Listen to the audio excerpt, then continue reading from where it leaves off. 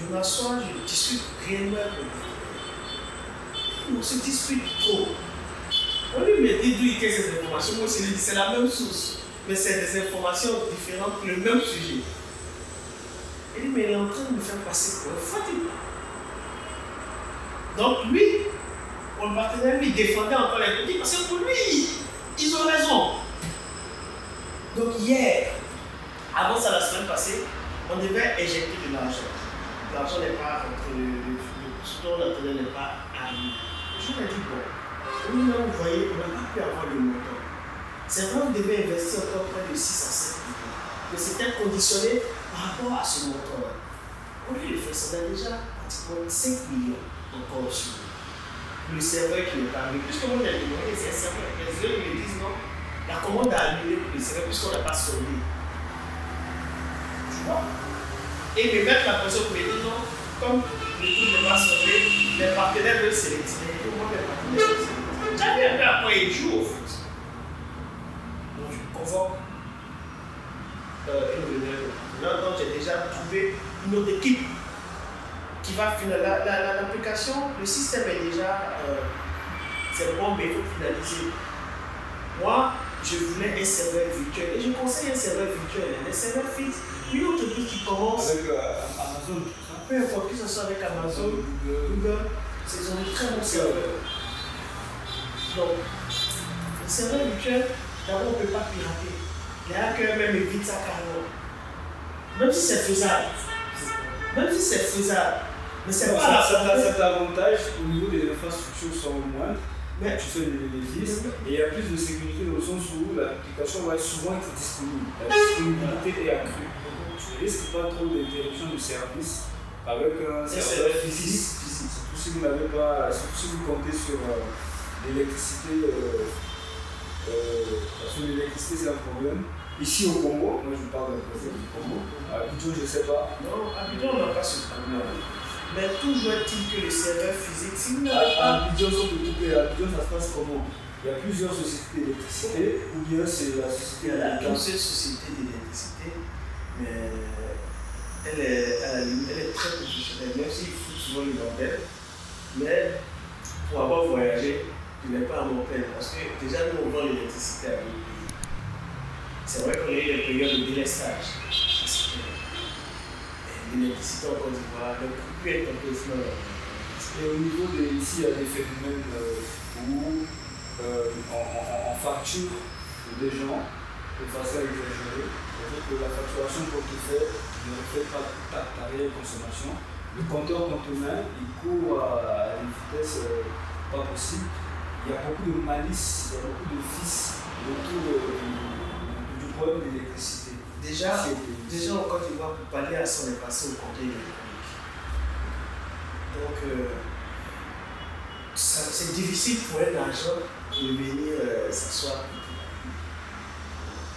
Déjà, quand tu vends des données, eux-mêmes n'ont pas accès au code. Chaque jour, ça génère, c'est l'application, ça génère de nouveaux codes. Donc, même moi, qui est mon compteur, je ne peux pas tout demander. Mais si je sais, ça bloque, ça coupe l'électricité chez moi. Donc, ça coupe. Tant que eux ne sont pas venus, ça ne peut pas fonctionner. Et il faut générer une procédure. Donc, cette procédure-là, on va découvrir que tu as tenté. Bon, voilà, pourquoi ça s'est passé? Et ça va, on va découvrir que soit tu as tenté les frauder. Donc, tu vas payer maintenant. Donc, personne aujourd'hui. C'est vrai que c'est pas une faillite, mais actuellement, on n'a pas encore trouvé la solution pour contourner ça. Tu vois, les gens n'ont pas encore trouvé la solution pour contourner. La seule façon de faire, c'est d'avoir un complice là-bas qui va te donner les codes. Mais ça aussi, c'est délicat. Parce qu'on te prend, on te met en prison, on te renvoie, on te met en prison. Maintenant, le contrôle des sites, c'est là, tu sais combien tu consommes. Donc, le water, c'est fixé. Toi-même, tu sais. Quand l'argent vient de tu sais. Il n'y a pas de. Donc, quand on voit ta facture, tu sais que c'est ça. Si c'est pas ça, tu fais de l'information. Et ça va vite, les informations. Ça, c'est l'avantage qu'on a. Parce que les gens sont certainement disposés aussi à faire leur travail. Parce que ce que moi je constate ici, c'est un peu désolant. Parce que j'ai l'impression que chez nous ici, il y a trop d'État. Il y a trop d'État. Je comprends ce que tu dis. C'est délicat. C'est un sujet délicat pour moi.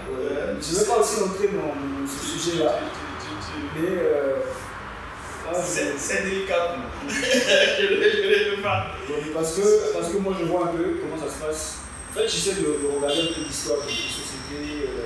Quand tu vois les CFC, aujourd'hui tu es au Peninsula, je ne sais pas si tu as entendu parler des cheminots, c'est une compagnie qui brassait de l'argent, beaucoup d'argent dans ce pays-là. Mais c'est des gens qui vont avoir un certain traitement pas très recommandé des clients. Les gens vont venir chercher des billets à 5 heures, on va les tabasser, on va faire un certain nombre de choses. Aujourd'hui, nous avons eu la route nationale qui a fait que les sociaux sont plus sollicités. Et on a les mêmes travailleurs qui se plaignent qu'ils ne sont pas payés pour les paiements et tout ça. Ça devrait être des leçons pour la compagnie électrique de l'eau. Parce qu'en réalité, pour moi, ils font ça parce qu'ils sont la seule compagnie. Parce qu'il n'y a pas il y a un certain monopole qui est là.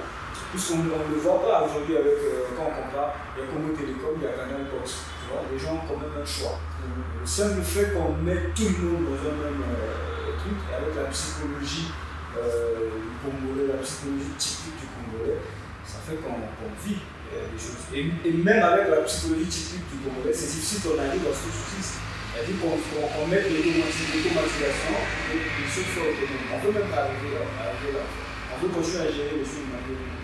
Donc du coup, une solution, je pense que c'est qu'ils ouvrent ce domaine-là, de telle sorte que M. Aliko qui a quitté Côte d'Ivoire peut venir dire que moi je vais créer ma société d'électricité, je veux vendre de l'électricité, je veux faire un bon service. C'est cette démocratisation-là qui montre qu'il faut donner des choix aux gens. Aujourd'hui, les gens sont emprisonnés dans un service qui n'est pas bon. Et cela encore, c'est des particuliers. Mais on ne va pas créer des usines avec ce genre de courant d'électricité ou de système. Bref, c'était juste une parenthèse. C'est vraiment délicat, surtout que ça tire sur la politique. Non, mais nous, on ne parle pas parce qu'on veut faire la politique, on en parle parce qu'en tant qu'entrepreneur, c'est une ressource dont on a besoin et on peut toujours discuter des solutions.